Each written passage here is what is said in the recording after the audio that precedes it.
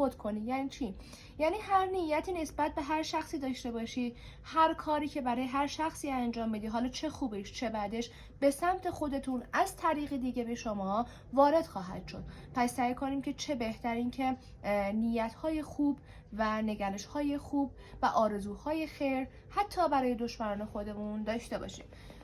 ببین خنجر رو توی دستت دارم میبینم، میخوای به کسی ضربه بزنی، نکن. تلافی نکن. کارما هست، کارما وجود داره. حالا درسته یکیش عقب و جلو اتفاق میفته، ولی این کار اصلا انجام نده. من قفل بزرگی رو دارم میبینم. بچه ها ببینید، نمیتونم بگم که دنیای ابجدی، دنیای از ما بهترون وجود نداره، ولی وجود داره متاسفانه. و این وجود داشتنش مستلزم اینه که اعتقادات شما به چه صورته.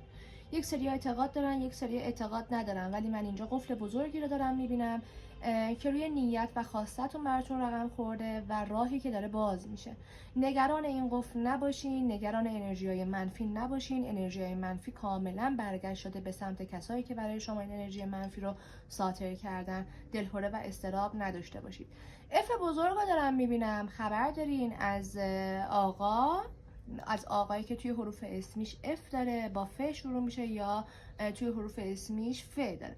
وی موفقیت دارم این وسط برای شما میبینم که نشون دهنده موفقیت روی خواستتون هستش. ببین به کسی میخواین زنگ بزنین ولی دو دلی، امروز فردا، فردا نه پس فردا، میخوای تماس بگیری، این سنگ جلو پات قرار میگیره. میگه دلنگران نباش که از این رهایی پیدا میکنیم. در مورد وسیله نقلیه داره صحبت میشه. کسایی که وسیله نقلیه دارین، من در قسمت عقب ماشین سمت راست دچار مشکل میبینم و این مشکلی که دارم میبینم نیاز به تعمیر داره.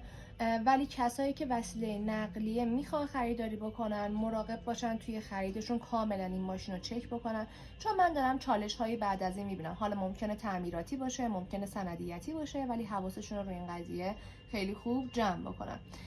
خرید و فروش معامله، خرید و فروشی که خوبه. چقدر این فال